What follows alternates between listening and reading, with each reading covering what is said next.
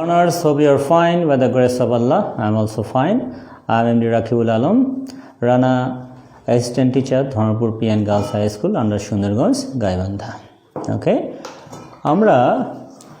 Today we are going to discuss about countable noun and uncountable noun. Okay. Just you seems that it is a very easy item. হয়তো এটা মনে হতে পারে যে খুবই সহজ, কিন্তু দেখা যায় আমাদের বেশিরভাগ সময়ই আমরা কাউন্টেবল নাউন এবং আনকাউন্টেবল নাউনগুলো বুঝতে আমাদের সমস্যা হয়। হ্যাঁ, এটা আমরা আমাদের অভিজ্ঞতা থেকে বলছি যে অনেক সময় কি হয়ে যায়, আমরা অনেকটা কি we are in a great confusion to find out countable and uncountable noun. Oh, it is countable, no, it is uncountable. Sometimes it can be happen. Okay, no problem, just enjoy the lesson with attention and it will be okay to you. Depending on the count, there are two types of noun, countable and uncountable noun. তাহলে গণনার উপর ভিত্তি করে আমরা noun দুই প্রকার পাই, একটা হচ্ছে কাউন্টেবল নাউন আর একটি হচ্ছে আনকাউন্টেবল নাউন। আচ্ছা, here we can clarify through some feature of countable noun. আচ্ছা, দেখো কাউন্টেবল নাউনটা কি হয়, গণনাযোগ্য, it can be counted. আচ্ছা, তারপর কি বলা আছে যে আর্টিকেল, আচ্ছা article can be added before them. আচ্ছা, এদের পূর্বে কি করা যায়, আর্টিকেল বসানো যায়, এ অ্যান্ড দা। আবার অ্যাড এস বাই এস, অর্থাৎ কাউন্টেবল নাউনের সঙ্গে আমরা এস বাই এস যোগ করতে পারি। আচ্ছা, বোথ সিঙ্গুলার অ্যান্ড প্লুরাল, তাহলে উভয়টাই কি হতে পারে, আমাদের কাউন্টেবল নাউনটা সিঙ্গুলারও হতে পারে প্লুরালও হতে পারে। আচ্ছা, যেমন বয় বয়েজ, গার্ল গার্লস। আচ্ছা, সিঙ্গুলার কাউন্টেবল নাউনের পূর্বে যা বসে, আবার প্লুরাল কাউন্টেবল নাউনের পূর্বে যা বসে আমরা দেখে নেব। আচ্ছা, এখানে যে বিষয়গুলো যেমন a and the, this, that, each, every, either, neither, আচ্ছা এই শব্দগুলো কোথায় বসবে, সিঙ্গুলার কাউন্টেবল নাউনের পূর্বে, এবং প্লুরাল কাউন্টেবল নাউনের পূর্বে এই শব্দগুলো বসবে। আচ্ছা, আর একটা জিনিস খেয়াল করতে হবে, যেহেতু আমাদের কাউন্টেবল নাউনগুলো সিঙ্গুলারও হতে পারে প্লুরালও হতে পারে, তাই verb can be also singular or plural. তার মানে ভার্ব আমাদের সিঙ্গুলার হতে পারে প্লুরালও হতে পারে। আচ্ছা, এবার খেয়াল করো আরেকটা জিনিস, আমরা এর আগে কিন্তু জেনেছিলাম যে proper noun, common noun, collective noun, material noun, abstract noun সম্পর্কে জেনেছি। আচ্ছা, এই নাউনগুলোই কিন্তু পরবর্তীতে আমাদের কি হয়, কাউন্টেবল বা আনকাউন্টেবল নাউন হিসেবে ব্যবহৃত হয়। আচ্ছা, দেখো সাধারণত প্রপার, কমন এবং কালেকটিভ নাউন এগুলো কিন্তু কী হিসেবে ব্যবহার হয়, কাউন্টেবল নাউন হিসেবে ব্যবহার হয়। আর হচ্ছে আমাদের ম্যাটেরিয়াল নাউন এবং অ্যাবস্ট্রাক্ট নাউন যেগুলো আছে সেগুলো কী হিসেবে ব্যবহৃত হয়, সাধারণত আনকাউন্টেবল নাউন হিসেবে ব্যবহৃত হয়। আচ্ছা, এখন খেয়াল করো uncountable noun, can't be counted, মানে এগুলো কি করা যাবে না, এগুলো গণনাযোগ্য না, এগুলো গণনা করা যাবে না। তাহলে কি করা যাবে, হয়তো অন্য কোনো না কোনো উপায়ে এগুলোকে মেজার করা যেতে পারে, বোঝা যেতে পারে, বোঝা যেতে পারে। আচ্ছা ফাইন, তাহলে এরা সব সময় কি হবে, সিঙ্গুলার। তাহলে অবশ্যই ভার্ব কি হবে, ভার্বও সিঙ্গুলার।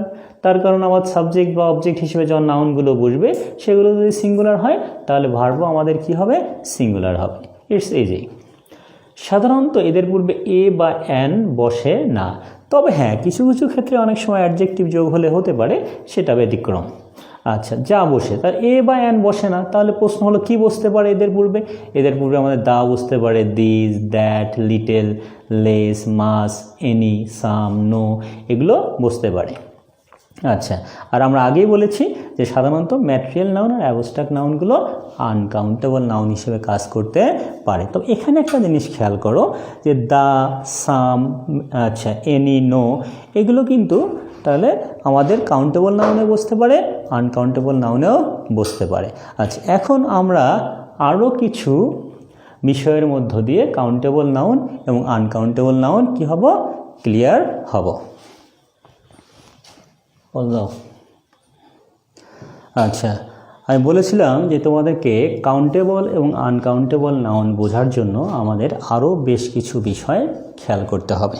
আচ্ছা, তাহলে সেগুলো কি এখানে খেয়াল করে দেখো যে আমরা এবার কাউন্টেবল নাউন এই পাশে লিখেছি, আনকাউন্টেবল নাউন এই পাশে লিখেছি। আচ্ছা, কাউন্টেবল নাউনের সঙ্গে কি বসতে পারে? Many, many of. কিন্তু আনকাউন্টেবল নাউনের সঙ্গে কি বসবে? মাছ অথবা মাছ অফ।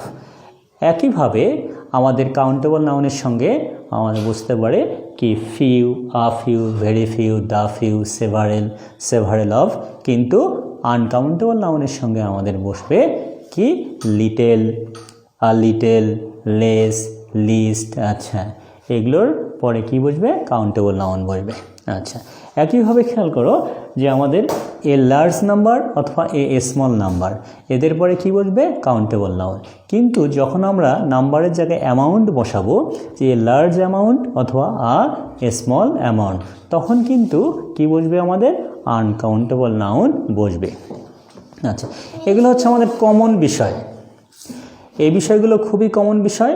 তাহলে আমাদের অবশ্যই খেয়াল রাখতে হবে যে মেনি বা মেনি অফের সঙ্গে কাউন্টেবল, কিন্তু মাস বা মাস অফের সঙ্গে আনকাউন্টেবল।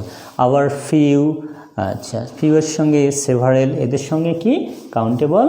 আচ্ছা, আর লিটেল, লেস, এগুলোর সঙ্গে আমাদের কি? আনকাউন্টেবল। তবে কিছু কিছু জিনিস আছে আবার উভয় জায়গায় বসে। যেমন দেখো, more, most, some, the rest of, a lot of, plenty of, all, any. আচ্ছা, এই শব্দগুলোর পরে আবার কি বসতে পারে? আমাদের কাউন্টেবল নাউনও বসতে পারে, আনকাউন্টেবল নাউনও বসতে পারে। কীরকম সেটা? যেমন আই নিড সাম বুকস, আমার কিছু বই দরকার, এখানে কাউন্টেবল নাউন। আবার আমরা বলতে পারি আই নিড সাম সুগার, আমার কিছু চিনি দরকার। তাহলে সাম শব্দটি এখানে কি বসেছে? কাউন্টেবল নাউনের সঙ্গে বসেছে, আবার আনকাউন্টেবল নাউনের সঙ্গেও বসেছে। আচ্ছা, এখন এই বিষয়গুলো আমরা কিছু উদাহরণের মধ্য দিয়ে একটু স্পষ্ট হবো। খেয়াল করে দেখো যে there are many books on the table. আচ্ছা, এখানে বুক শব্দটা হচ্ছে আমাদের কাউন্টেবল, তার আগে বসেছে মেনি। আবার I have few books and I have a few books. আচ্ছা, যখন আমরা ফিউ বলবো, ফিউ অর্থ হচ্ছে নেই বললেই চলে, মানে খুব কম, দু একটি আছে এরকম বুঝালে হবে ফিউ। আর I have a few book মানে কয়েকটি, অল্প কয়েকটি আছে। আচ্ছা, a large number of students were present in the class. আচ্ছা, এখানে খেয়াল করো নাম্বার শব্দটি বসেছে কার সঙ্গে? স্টুডেন্টসের সঙ্গে। আচ্ছা, এই কারণে আমাদের ভার্বও হয়ে গেছে কি? প্লুরাল। এপাশে আমরা উদাহরণগুলো খেয়াল করি। There is much sugar in the pot, তাহলে এখানে আমাদের মেনি বসেছে, এপাশে বসেছে much. There is little milk in the jar, অর্থাৎ জারের মধ্যে খুবই অল্প পরিমাণ মিল্ক রয়েছে। আর there is a little milk in the jar মানে সামান্য পরিমাণ, এটা হচ্ছে নেই বললেই চলে, আর এটা হচ্ছে অল্প বা সামান্য পরিমাণ। We need a large amount of money, আমাদের কি বেশ কিছু টাকা পয়সা দরকার। এখানে একটি খেয়াল করবা যে মানি কিন্তু আনকাউন্টেবল, আর যদি আমরা টাকা লিখি সেটা কিন্তু হবে কাউন্টেবল। এখানে কিন্তু একটা কি সূক্ষ্ম পার্থক্য রয়েছে। তাহলে আজকে আমাদের বিষয়টা ছিল কি নিয়ে? কাউন্টেবল এবং আনকাউন্টেবল নাউন। একটু আমরা রিভিউ করে নেই যে যা কিছু গণনা করা যাবে সেগুলো হচ্ছে কাউন্টেবল নাউন, আর যে নাউনগুলো গণনা করা যাবে না তা হচ্ছে আনকাউন্টেবল নাউন। আমরা আরও কি জানলাম? কাউন্টেবল নাউন এর পূর্বে কি কি বসতে পারে, আনকাউন্টেবল নাউনের পূর্বে কি কি বসতে পারে।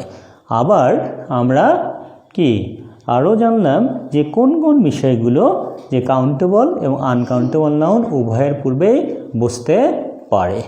আশা করি তোমাদের এই ক্লাসটি ভালো লেগেছে এবং it will be very effective for you in the all level, specially who are interested in participating in the university test and any competitive type of exam, and for them it will be very effective. Till then, stay safe, stay healthy.